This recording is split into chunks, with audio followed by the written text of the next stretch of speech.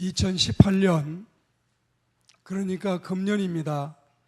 1월 15일 날 미국의 폭스뉴스와 영국의 데일리 메일에 소개된 기사를 여러분에게 소개합니다. 사건은 미국에서 있었는데요. 미국의 뉴저지 주에서 이 랜도 형제가 어머님의 장례를 치르고 집안을 청소하고 집을 정리하는 과정에서 이런 일이 있었습니다. 항상 자주 어머니 집에 오고 가고 하면서 늘 무심결에 보고 넘겼지만 이 주택 지하실에 오래된 탁구대 밑에 먼지투성이로 방치되어 있던 그림 한 점이 있었습니다. 이 그림은 친숙하긴 했지만 랜도의 형이나 동생 둘 다 하나도 마음에 두지 않았고, 이거는 서로 갖고 싶지 않는 그런 하나의 물품이었습니다. 그런데 형제가 장난 삼아서 형, 우리 이거 한번 인터넷 사이트에 올려볼까? 야, 누가 그걸 사가? 바보 아니면. 그래도 한번 심심하니까 해보자. 장난 삼아서 이 그림을 800불에 우리나라 돈으로 하면 한 85만 원 되는데 이걸 내놓았는데, 이 그림을 이 사람 저 사람이 와서 보더니 뜻밖의 이 그림이 네덜란드 화가 렘브란트의 작품이라는 사실이 확인이 됐습니다. 그러니까 순전히 장난으로 올린 그림이 800불이 아니라 100만 불이 됐습니다. 100만 불이면 한 10억 6천만 원 정도 되는데, 갑자기 두 형제가 엄청난 횡재를 만나게 된 거예요. 어머님의 유산 속에 하나가 진짜 이게 값나간 유산이 됐습니다. 그리고 이 그림을 팔았는데, 그림을 사간 사람이 그 다음에 더 재미있는 일이 벌어졌습니다. 이 그림을 100만 불에 사서 자기의 소유로 완전히 만든 다음에 구매자가 그림을 닦고 다듬어서 보정 작업을 하고 이 그림을 다시 400만 불에 내놓아서 이 그림이 당당하게 무려 42억이 넘는 가격에 팔려나갔습니다. 사람이 값을 모르고 살면 42억 5천만 원짜리를 단돈 100만 원도 안 받고 팔아버리려고 하는 어리석음을 범하게 됩니다. 혹시 신앙 세계에서는 이런 일이 없을까요? 우리 자신은 이런 바보 같은 행동을 하신 일이 없을까요? 지금 최고가의 명품 그림 이야기, 일확천금을 벌어들인 형제의 이야기에 눈이 번쩍 뜨이고 귀가 번쩍 뜨이십니까? 제가 지금 이런 이야기나 하자고, 이런 이야기나 들려주려고 여러분을 붙잡고 계신 줄로 믿습니까? 아니지요. 그건 아니지요. 천하의 명작을 몰라본 사람들보다도 금보다도 더 귀한 믿음을 헐값에 팔아 넘기거나, 그리고 이것을 쉽게, 사람마다 차이는 있겠지만 오늘도 10만 원짜리 일당만 있으면 도봉산까지도 가고 싶은 사람, 조금 더 올려가지고 50만 원만 수입이 된다면 안양까지도 내려갈 사람, 조금 더 올려볼까요? 2천만 원 수입만 되면은 주일이고 나발이고 다 던져버리고 나는 거기에 가고 싶은 사람, 이런 사람들을 말리려고, 그렇게 하지 말라고 하나님의 종은 여러분 앞에 서 있는 것입니다. 하늘을 날며 먹잇감을 사냥하는 이 날짐승이 얼마나 잽싼지 시속 160km를 달려요. 그리고 너무 자기가 이제 필요한 속력을 발휘해야 될 때는 320km까지 시속. 이 여러분 속도면은 떼제베나 KTX보다도 더 빨리 나를 수 있는 이런 속도를 가지고 있습니다. 그런데 이런 속도를 가지고 공중에서 왕노릇을 하는 독수리가 있습니다. 독수리가 이런 강한 날개가 꺾였다면 그 시에는 더 이상 독수리가 아닌 것입니다. 호랭이가 이빨이 빠졌다면 더 이상 호랭이가 아니죠. 독수리의 날개는 독수리의 존재를 상징하고 호랭이의 이빨은 호랭이의 존재를 드러내듯이 하나님의 자녀인 신자에게 믿음이 없다면 더 이상 우리는 신자가 아닌 것입니다. 믿음의 능력을 잃었다면 더 이상 그는 진정한 하나님의 백성이라고 볼 수 없는 것입니다. 5년을 다녀도 15년을 다녀도 30년을 다녀도 그럭저럭 예배당이나 왔다 갔다 하지 감동도 없고 역사도 일어나지도 않고 구원의 확신도 없고 진정한 믿음이 없다면 이거는 여러분 날지 못하는 독수리요 이빨이 없는 호랑이에 지나지 않은 것입니다.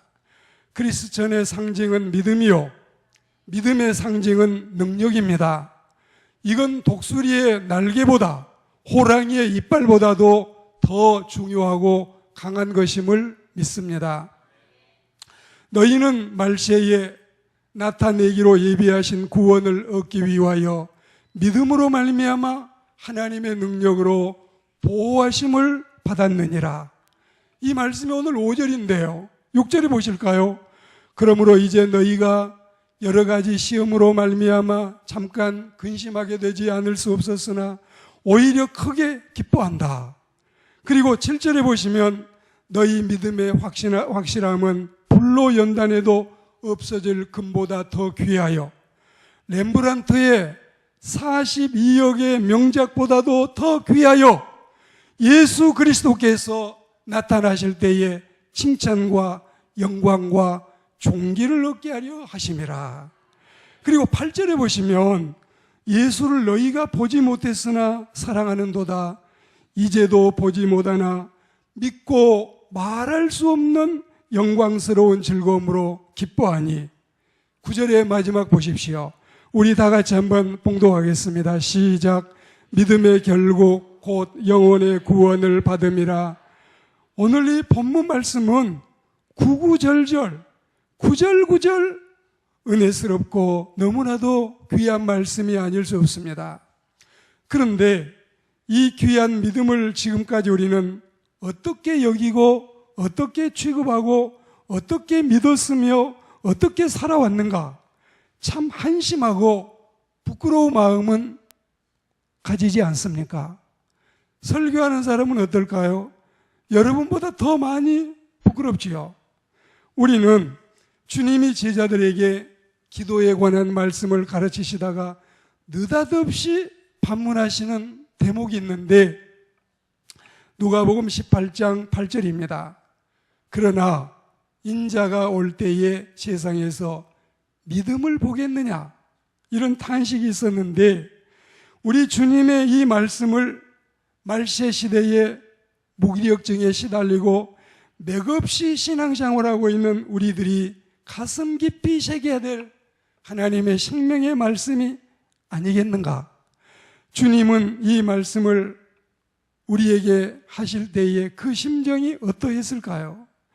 복음의 능력을 몰라서 전도하지 못하는 불임신자들, 기도의 위력을 몰라서 기도하지 못하는 불도신자들, 불도는 절에서 부처님을 믿는 신앙심을 불도라고도 하지만 아니불자 기도도자를 쓰면은 기도하지 않는 신앙이라는 뜻입니다.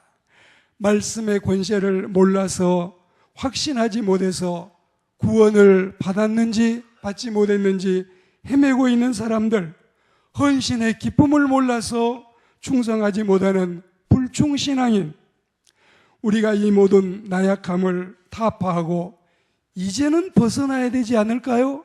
이제는 바른 신자가 돼야 되지 않을까요? 차든지 덥든지 차라리 믿든지 말든지 이제는 택일해야 되지 않을까요? 누가복음 오늘 18장 8절에서 예수님이 한탄하시면은 이런 의미가 내포되어 있음을 우리가 말씀을 통해 경험하고 판단하고 믿는 시간이 되어야 되겠습니다.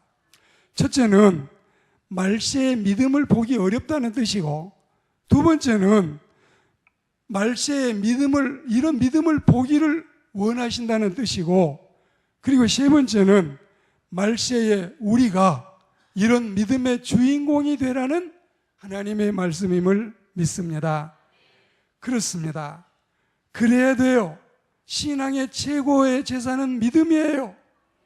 여러분들은 지금 정말 벼락을 맞아도 돈벼락 좀 맞아보았으면, 정말 제대로 한번 스타일 구기지 않고 신나게 멋들어지게 돈 좀 가지고 살아보았으면 이런 마음이 들지 모르겠어요. 미국의 어느 대학교에서 조사를 했는데 세 가지 질문을 내놓았습니다. 이런 질문이었어요. 첫째는 인간 생활을 해나가면서 인간 생활 가운데 가장 근심거리가 뭐냐? 두 번째는 인간 생활을 하면서 가장 행복하게 하는 것이 무엇이냐? 세 번째는 인간 생활하면서 우리 인생을 가장 불행하게 하는 것이 무엇이냐? 이 세 가지 질문은 달랐는데 답은 하나였어요. 돈이라고 나왔습니다. 돈 때문에 걱정하고 근심해요. 돈 때문에 행복하고 돈이 없어 불행하다고 여기는 현대인들이 과연 이 말씀을 들을 때에 진심으로 금보다도 귀한 것이 믿음이라는 사실을 마음속에 깊이 사무치게 간직할 수 있다면 얼마나 큰 복이 되겠습니까? 우리가 이 시간에 믿음은 금보다 귀하다, 믿음은 돈보다 귀하다, 그리고 믿음은 땅보다도 귀하고 믿음은 밥보다도 귀함을 믿는 고백하는 이 시간이 되기를 주의 이름으로 권면합니다. 무를 3년 땅에 묻어두어도 산삼이 되지도 않고 개꼬리를 3년 땅에 묻어두어도 호랑이 꼴이 되지 않는다더니, 혹시 우리의 믿음이 유아세례 받았는데 중고등학교 때부터 교회 다녔는데 지금 교회 다닌 지가 언젠데 아직까지도 날개 없는 독수리처럼, 아직까지도 이빨 빠진 호랑이처럼 세상만 기웃거리고 다니고 아직도 천국도 보이지도 않고 구원도 마음에 확신이 없다면 이제 우리 믿음은 다시 고쳐야 되지 않겠습니까? 기도해서 성령 체험해서 말씀과 맞닥뜨려서 내 믿음이 바로 세워지는 하나님의 자녀들이 되기를 축복합니다. 여러분이 좀 이해를 쉽게 하도록 하기 위해서 어떤 분이 저에게 이 예화를 보내주었는데 이걸 여러분과 함께 공유하겠습니다. 3일 동안 굶은 호랑이가 있었습니다. 먹이를 찾아다니다가 어설프게 쭈그리고 앉아있는 토끼를 보고 단숨에 생포를 했습니다. 그런데 이 토끼가 호랑이를 째려보면서 이렇게 말을 합니다. 이건 놔, 임마. 이건 놔. 호랑이가 지금 이 토끼를 잡았는데 토끼가 그 입에서 임마 이건 놔. 이렇게 지금 호랑이를 야유를 하는 것입니다. 생각하지도 못했던 토끼의 반발에 충격을 받은 이 호랑이 씨는 얼떨결에 이거 내가 잘못 잡았나, 토끼를 그냥 놓아주고 말았습니다. 다음 날 충격에서 채 깨나지도 못한 채로 방황하던 호랑이가 사흘을 굶었잖아요. 나흘째 지금 굶고 있어요. 또 한 마리의 토끼를 만나서 이 토끼를 붙잡았습니다. 그러자 토끼가 또 말을 하는데 이렇게 말하는 거예요. 야, 나야 임마. 자세히 보니까 이 토끼가 바로 어제 잡았던 그 토끼였어요. 깜짝 놀란 호랭이는 그 토끼를 얼른 놓아주었습니다.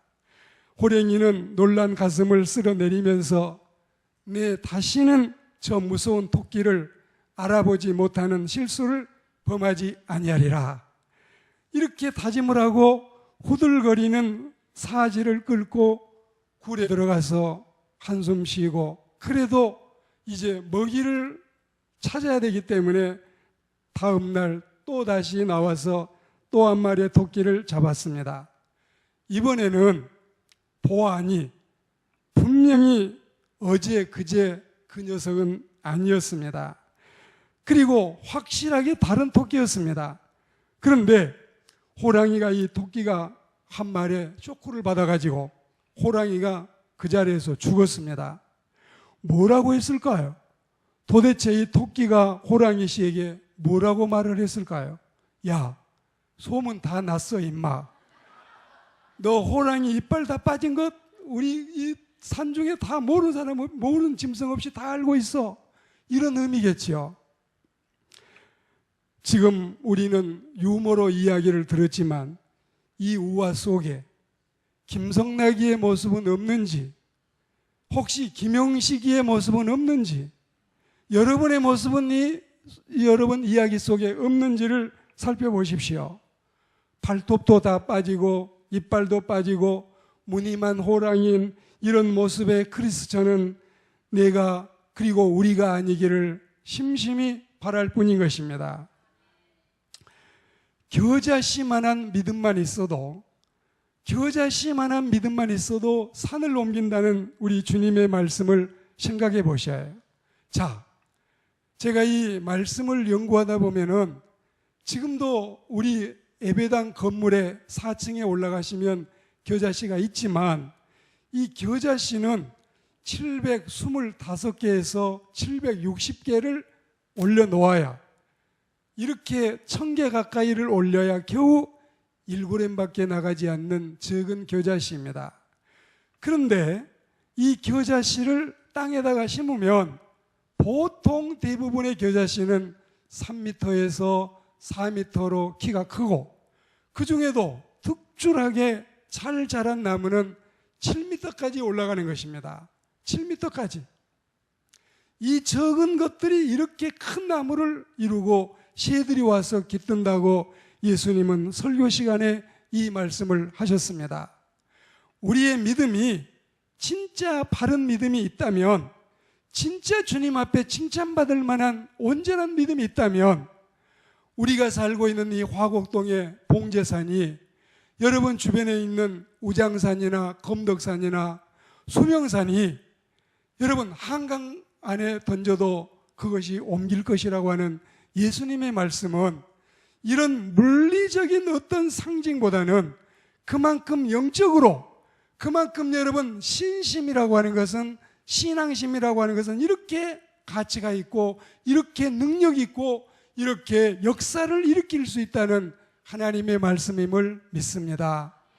우리는 다 놓고 가고 다 두고 가고 하나도 가져갈 것은 없는데, 살아있는 동안 제대로 된 믿음을 가지면 다 누리고 다 향유하고 다 구가하고 얼마든지 우리가 즐기며 살아갈 수 있는데, 그렇지 못한다면 믿음은 믿음대로 챙기지도 못하고, 돈은 돈대로 챙기지도 못하고, 땅은 땅대로 차지하지도 못하고, 계속해서 우리는 날개 없는 독수리처럼, 이빨 빠진 호랑이처럼 능력 없는 참으로 어설픈 신자로 일생을 마치게 될 것입니다. 이제 우리는 성령 강림절을 지나서 다시 한번 하나님의 영이 내 안에 충만히 들어오셔서 우리가 진짜 믿는 신자다운 신자, 바른 옳은 신앙인이 되기를 사모하고 소망하는 우리 모두가 되기를 축복합니다. 이걸 위해서 말씀을 드렸고, 다음 주를 여러분 기대하십시오. 하나님의 말씀이 우리를 바른 믿음의 토대 위에 올려놓는 은혜로운 주일들이 되기를 주의 이름으로 축원합니다.